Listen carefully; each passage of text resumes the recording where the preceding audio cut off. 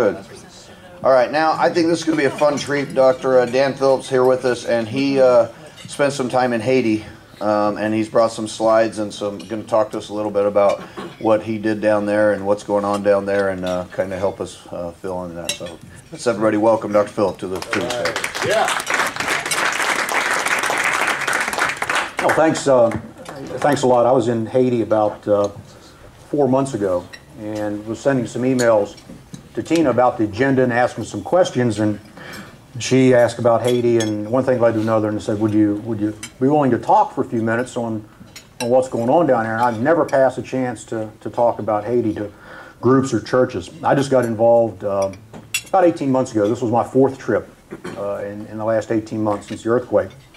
And it's interesting because I find that in groups like this, there are people that are always wanting to help, but they don't know what to do or how to get involved. Who took the clicker? Haiti is a country, got it, about 9 million people prior to the earthquake. And prior to the earthquake, there were 300,000 orphans. In Haiti, only 1 person out of 1,000 ever gets to see a physician in their lifetime. The unemployment is 80 to 85%. It's one of the poorest countries in the world. Infant mortality is second highest in the world, second to Afghanistan. And the amazing thing is it's in the same time zone as us on the East Coast, and it's literally a 90-minute flight from Miami. I'm just amazed when I go there that coming from Raleigh, Durham, I can get on a plane at 7 o'clock in the morning, be in Miami at 9, walk and get on another plane. American runs 5 flights in and out a day, 767s in and out of there. 90 minutes later, I'm on the ground in one of the poorest countries in the world, literally a 9-iron shot off our coast. You may have watched, you remember January 12th, 2010, the earthquake, 30-second earthquake killed 230,000 people in 30 seconds. And then you watch the films, and you watch the airstrips and how they couldn't get flights in and out of there, and you wonder, how could that be? Port-au-Prince was a resort airport before. Well, when you fly in, that's the control tower, or it was. And it was very comforting on the first flight that I went in there to see 2 Blackhawks and guys that had our uniforms and M16 stand beside that control tower. But it's a single runway. So for those of you who fly, this is probably an 8,000-foot runway, no taxiway. So when this airplane lands and it back taxis, and it gets out of the way and the next one comes in. So you can only process so many flights an hour. You leave the airport. My first trip down there was in June of 10. I'm an emergency physician by training. I was watching the news saying, I was a firefighter before I went to med school, and I was in the Army, much like Tim, except I didn't jump out of airplanes, and I was always taught that you don't jump out of perfectly good airplanes. But you kept watching, saying, I want to be part of this. I want to go down there and help. Our clinic was only a year old at that time. It was I just couldn't pack up and leave. So I scheduled. The first time I thought I could get away was June of that year. So since then, this was the 4th trip back for me. But one of the first things you see is stuff like this. You're leaving the airport, you drive by, and you see that people are living in these houses over here, and that's garbage on the ground. You see clothes hung out to dry. This is Tent Village. People that lived in Port-au-Prince left Port-au-Prince when the whole town collapsed, and they moved into basically thrown up shelters on this hillside. This was the first trip in June. If you'll look in the middle, this silver thing here was actually the clinic that we went to. So there are about 5,000 or 6,000 people living in that area when we first went there. No outhouses, no sanitation, no running water. That's what the tent village looked like 6 months later. It had tripled in size. Now, this tent city is 2 miles long, clear up the hillside, probably 30 or 40,000 people living there. If you look closely, you'll see that you're saying, what's the picture of this field? If you look closely, there's a little brown spot there. In the middle of that brown spot, there's a 4-foot tall cross.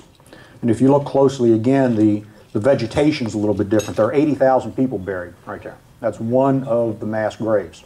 On the first anniversary of the earthquake, they went back, cleaned the site up, and put crosses and actually had some ceremonies.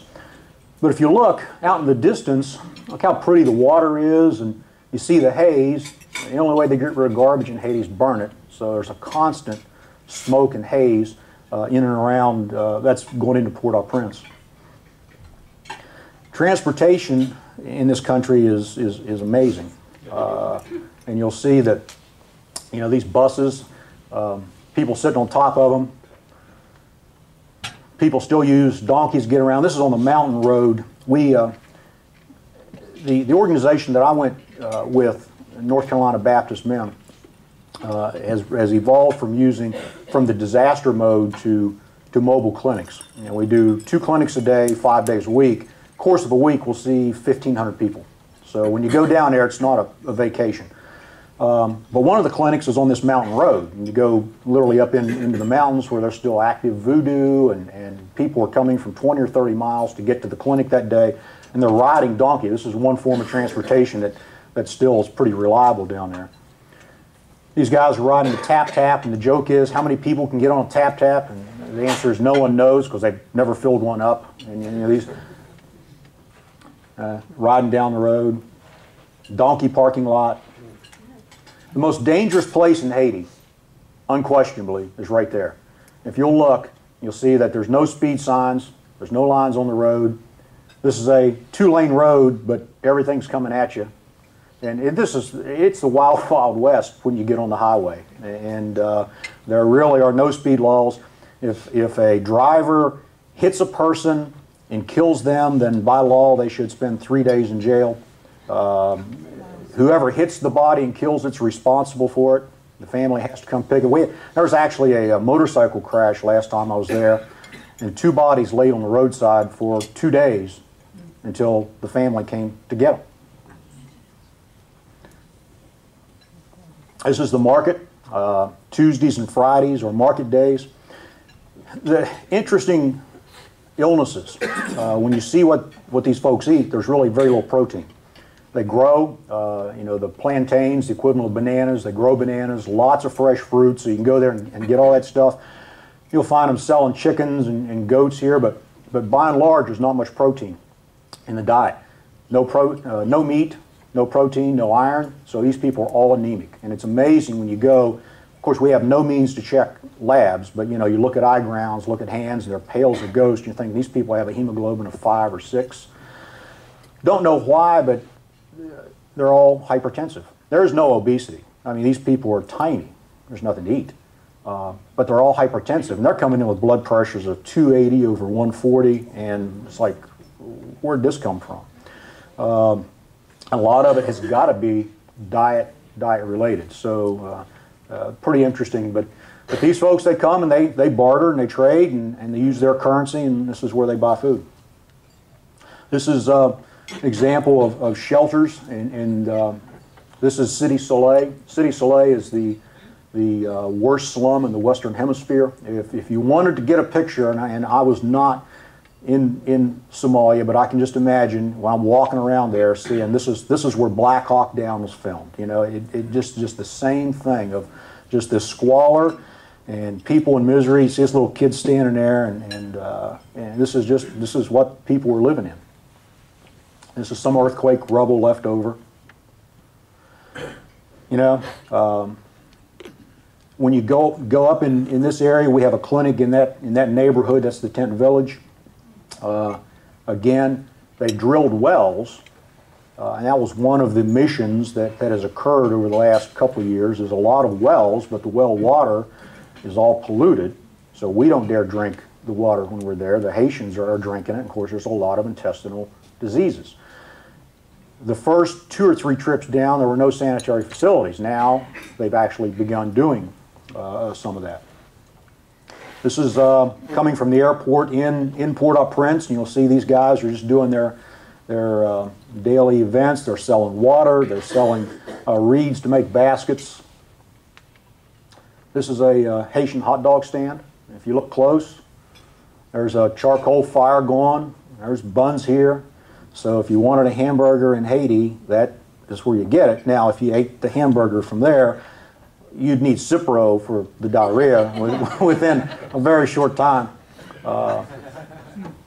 This city street, and this was during the elections in December of last year, and you'll see, the dog eating the garbage, and you'll see the election signs up, and this is just a street in Port-au-Prince. Now, the amazing thing is, this last trip was the first trip that we actually saw progress to where you see not so much garbage on the street, and I'll tell you about that in a few minutes. This is a street one of the clinics is on that we went to, and it's at the end of that street's a well, which is a common gathering place. On the left side's an open sewage running down.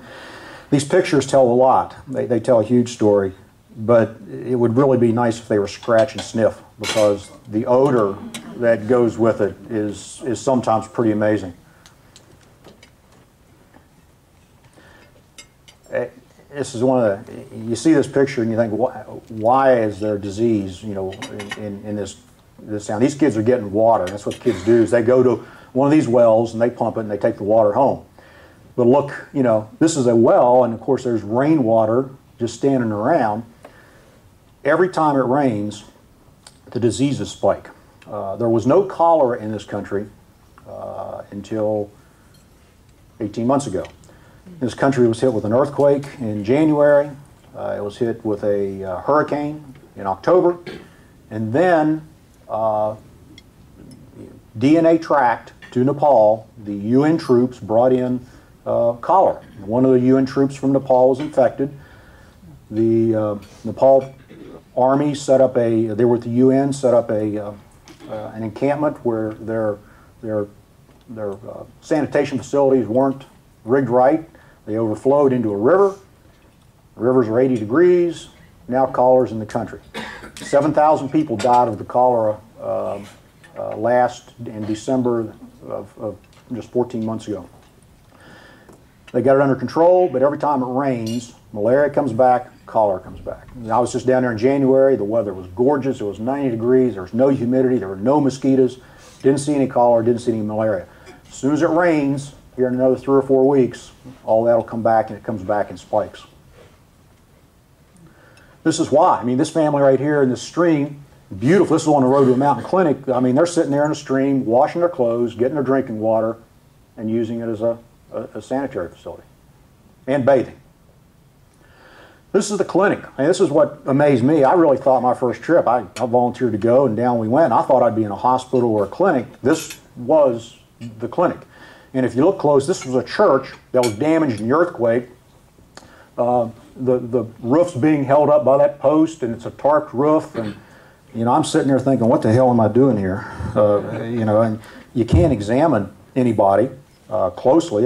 There's 150 people sitting there watching and waiting to get seen. The guy in the red shirt in the back, the organization I go with is a faith-based organization. He's working the crowd for Jesus. That's what that guy's doing. He's a Haitian minister. And so we're sitting there. I've got an interpreter. You listen to the patient, and you have to make your decisions based on no lab data, no x-ray, based on history, and treating what you think is wrong. We take all of our own medicines, so we've got a small pharmacy, and the interpreter writes down the prescription and how to take it, and out they go. This kid was brought in. He was 12 years old, was carried in on his mom's shoulders. He had a temp of 103. That's what his knees look like. His thumb was swollen. His great toe was swollen. So what's the diagnosis? Probably juvenile rheumatoid arthritis, probably JRA. And my son's a rheumatologist. And so I snap a picture of this, and we got email when we're back at the house. So I fire this off to him that night. But this was my first trip down was really, really difficult, because stuff that is so easy and straightforward for us here is a problem there. What would we do here? Well, we'd probably stick a needle in those knees and get the fluid out and get this kid an IV and give him some pain medications. This is a dirt floor. It was the night after a monsoonal rain. There's flies everywhere.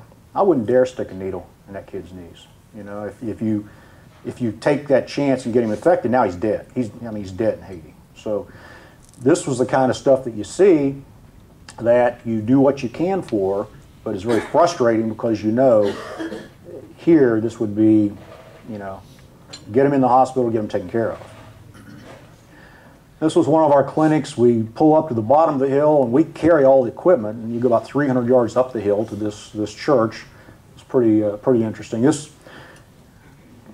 I did emergency medicine, did it for 20 years. Last time I saw a neonate was in residency. You know, this kid was 9 days old, was yellow as a pumpkin, had pus coming out its eyes, umbilicus had been trimmed too short, and the mom was probably 15. And, you know, I was like, oh man, what do we do with this? Well, that's why the mortality rate, infant mortality rate is so high. You know, you get the kid eye drops, you put salve on the, you know, there's no billy lights, so they go back to the place that they came from. Probably one of the things that I think we're probably doing the best of all these illnesses we treat, but all these young women, we see them, you know, we're putting them all on prenatal vitamins, putting them all on iron, so if they do get pregnant and trying to get their nutrition up, and again, prenatal care is not something that I do. This picture here just kind of says, you know, regardless of where we're at, of skin color, of language, of different socioeconomic class, that mom was just worried about that kid. I mean, that's common across all of us. You know, that mom's concern was that child. And I took a picture because they were such a cute pair. Kid has bullous impetigo on their hands if you look closely. But this was one of our clinics. This is a little roadside stand. Emergency medicine resident, one of this, John, is from Louisville. This is our pharmacy. It's all bagged up. And what we do, we get up every morning about 5:30, have breakfast, load the trucks, go do the clinic, pack the clinic up, the end of the day, come back, get to the mission house, so repack pills all night. Count pills, put them in bags, get ready to go do it again. This was a clinic in the mountains. These shelters were actually built by construction teams provided by Samaritan's Purse, but this fellow here is the medical director. The North Carolina Baptist have 3 Haitian doctors on the payroll, and this fellow is the medical director. If you look closely, there's 2 patients laying there in the shade getting IVs for cholera. This clinic, we're setting up at 9 o'clock in the morning. Parents carry in a kid, probably 15, 16 years old, absolutely unresponsive, can't get his jaw open, temp's 103. Yeah, it's like, you know, what is it? Tetanus is still down there, cerebral malaria, and you know, this is tropical medicine books with you, stuff you just don't see here. You know, you'll never see. And so it's pretty amazing. This is, you know, one of our clinics right after the roof fell in. The locals are putting it back up for us. Another clinic in City Soleil. This is some of the team members here. These people let us use their house. We actually set up in their front yard. This is a street in City Soleil. This is where the area where the 82nd Airborne had been for the few months that they were there right after the earthquake, where the cholera hospital was with Samaritan's Purse. You know, this street is one of the streets we use to get to and from the airport in City Soleil. This is, we're talking about the medical aspects. For the first year and a half, a construction team would go and a medical team would go. Construction team built these shelters. Samaritan's Purse made a commitment to build 1,000 shelters. And they set up a little factory and they built kits. And then each faith-based mission would bring a construction team, go get the kits. They had a list of who got the next house, go build a house. They could build 2 or 3 of these things a day. So this team is building a shelter for a family in between an existing shelter and a house. This is the team putting it up. That's actually my nephew on the ladder there. And they're installing a gutter which will collect rainwater into a rain barrel, so these folks will at least have some clean water to drink. And that's what the finished product looked like. It's 12 by 12. 8 by 12 actually, has 6 bunks, and the average shelter in Haiti houses 8.5 people. No running water, no facilities, built as a shelter. This will probably be a permanent home for people for who knows how long. That's what the inside one looked like that we're using for a clinic. Those on the back, those are actually the bunks. They put 6 bunks on one end, they put a table on the other. You guys mentioned you did Operation Christmas Child. And I had some pictures, and if I'd have known, I'd have included, but that's exactly what's getting ready to happen right here. December last year, we went down, it was my second trip, and we took 12 people, and 6 construction, 6 medical. We got there is when Haiti erupted with the elections and all the problems. They closed the airport, and we couldn't get back out. So now you talk about stressing a clinic and stressing a partner. You know, I'm in Haiti, and I'm the one that runs the business, and my partner's in North Carolina, and you know, it was not good. But what came out of that was the medical team got to go do some cool stuff, work at Cholera Hospital, which was interesting.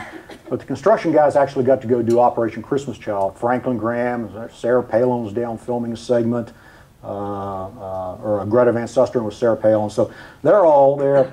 This is a Haitian church. And there's 500 kids in there. The girls are on one side, the boys are on the other, and they have all this stuff. And then Operation Christmas Child is where it's a shoebox of toys that is put together by Samaritan's Purse in Boone, North Carolina, and they get distributed around. So these guys are actually there distributing, this was December 15th, distributing Christmas boxes to these kids. And it was, you know, pretty amazing for them. And you know, there's a couple of the kids got it. And when these kids came, you know, they're all dressed up and doing good. So it was a really cool event for those guys. And that's the last page. I'll get this hanging in my office. I've got a number of these in my office. But when I left on the first trip, this kid had, well, I treated for bullous impetigo. I assume that's what it was. Yeah, I took that picture. I said, that's it. I'm done here. Never be back. Left there on Saturday. Got home Saturday evening. And Sunday evening signed up again. You know, and so I will tell you, if anybody is interested in doing this kind of thing, I go through the North Carolina Baptist Men, which is a relief organization based in Raleigh. Do a lot of disaster relief. I'm around all weekend. I can give you guys the details. The volunteers all pay their own way. It's $1,100 for flying out of the East Coast, probably a little bit more out here. The trips are a week. You go down Sunday morning. You get there Sunday afternoon. You work Monday through Friday, you get on an airplane, you come home Saturday. It's a one-week trip. So we saw an incredible amount of progress this last trip. The first 3 trips was like, boy, nothing's happening here. The last 6 months, they've got a president. He actually lived in this country for a few years, was a hip-hop singer, I think. So he has seen capitalism, and he's now trying to do things in that country that they need done. They built power plants, they're building a recycle plant, they're building a wastewater treatment plant. They're actually paying people to pick up recyclables off the streets. All of a sudden, garbage is disappearing. So it's interesting to see things are moving along, but there's still going to be an incredible medical need there for years to come. Our urgent care clinic got involved in helping provide medicines, because when medical teams go, there may not be a doctor or a PA on that team that can actually go buy some of the medicines we need. So our clinic would actually contact the teams that were going. We were the coordinators. We'd order the medicine, say a church in somewhere in North Carolina said, hey, I got $2,000 we want to send with our team. So we would get $2,000 worth of medicine, send it to them. You know, they'd pay us, and so we were helping coordinate getting the medicines. Since that time, medicines are now available in Haiti through the UN. So we take some specialty stuff. They can't get ear drops, eye drops, you know, things like albuterol inhalers. So we still purchase that and send it in suitcases and just declare going in that we've got free medicines for a free clinic, and we haven't had any problem with Haitian customs as yet. So we'll see. Thanks so much for your attention. I'll be around if you've got questions. I'd love to tell you more about it.